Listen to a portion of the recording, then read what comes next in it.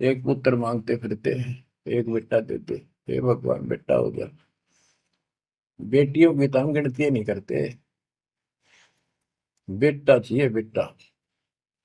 वो किस लिए उगलछमी पैदा कर रखी थी कि बेटा ना हो, यहाँ तक गति नहीं होगी माँ बाप की, क्योंकि अंत समय में जेठा बेटा, बड़ा पुत्र, माँ बाप का अंतिम संस्कार कराए, यानी उसने फूका, फिर उसकी अस्थि डाल का आवे, फिर उसकी क्रियाक्रम करावे, तो उसकी गति हो।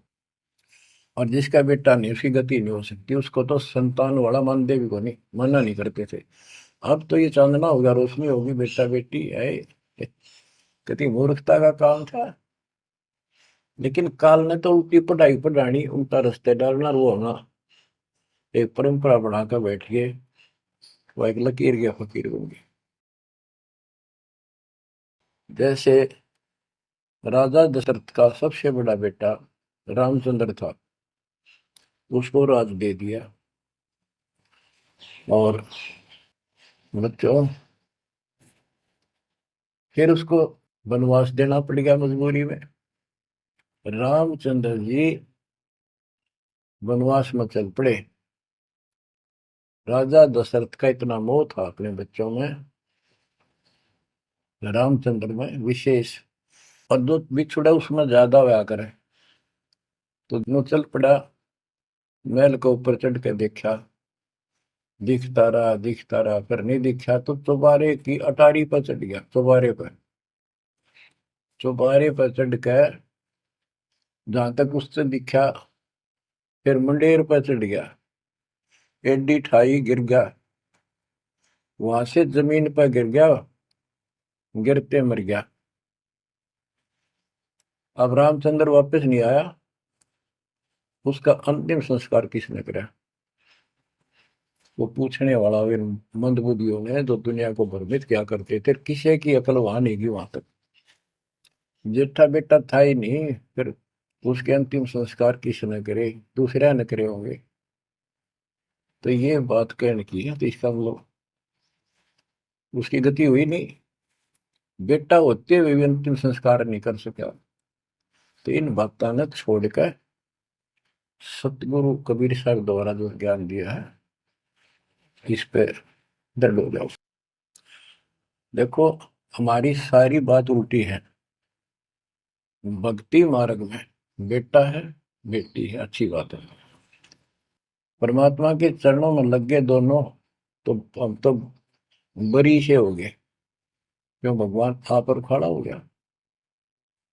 और बेटा भक्ति नहीं करता, बेटी करती है, तो एक कौडी का नहीं हो बेटा किसी काम का। कबीर साहब कहते हैं, राम रटत कन्या बलि, साकर बलाना पूत, छेरी के गलगल थना, छेरी के गलगल थना, जिसमें दूध न बूत। बकरी के गल में एक खाल लटका रहा थन के साथ, व्रत की खाल। कहते वो बेटा था गल का, ऐसे वजन है सिर पर, बेमतलब का व्रत का दिखावा दिखावा है। और वह बेटी अच्छी, राम रटत कन्या बली, सकट बलाना पूत। तो बच्चों, ये जातम मार्ग है, इसमें सारी बातें पहले से विपरीत हैं। देखो, बेटा ना होगा, बेटी बेटी होगी, तो यहाँ सृष्टि नहीं चलेगी।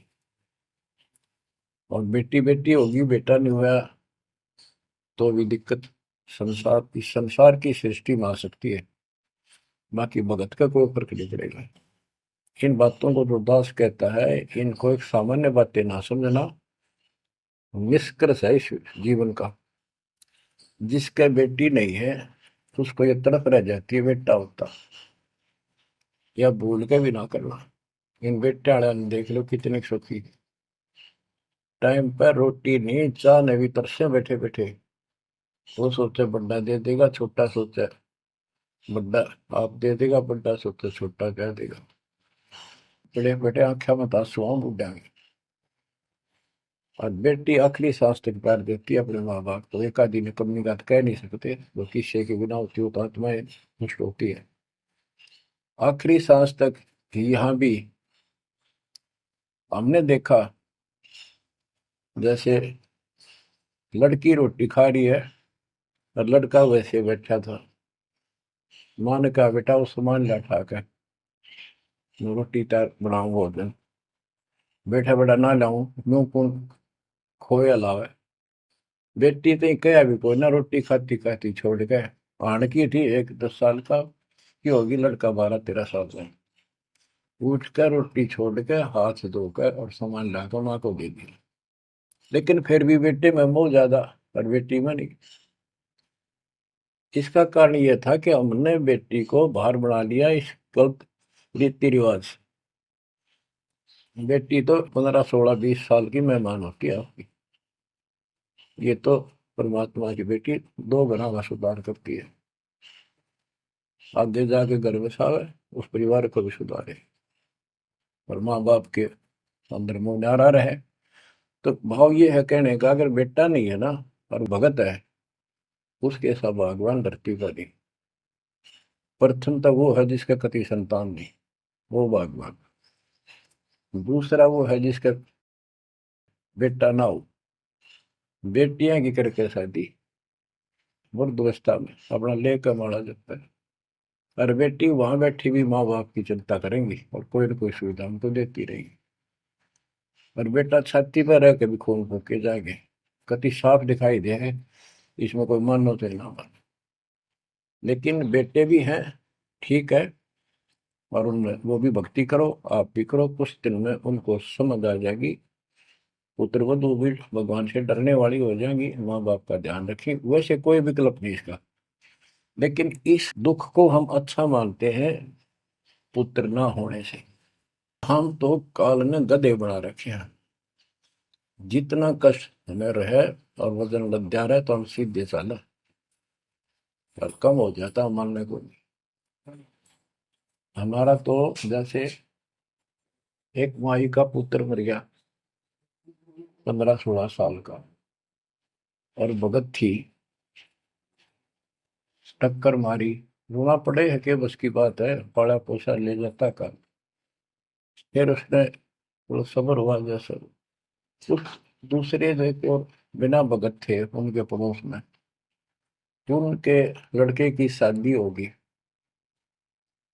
और वह पत्नी थी बदचलन, उनको समझाने की चेष्टा करी कि तू ऐसा ना कर, लेकिन वह तो मानी नहीं, उसने वही फांसी खा ली।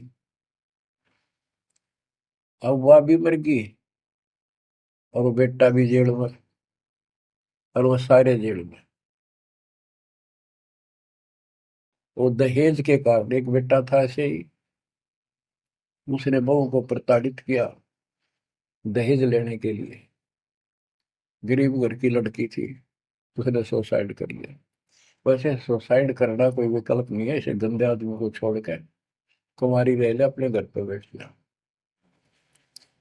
तो उस बेटे के कारण माँ बाप ने भी सजा हुई, बहनों तक भी जेल होगी। इसे बेटे ने के फूका है, ईसा तो पहले मर जाता था अच्छा था।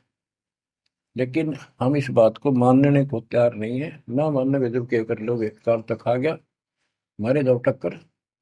तो कहने का भाव ये है कि इन विचारों से अपने मन को सेट रखो, परमात्मा जो करता है वो सही करता है।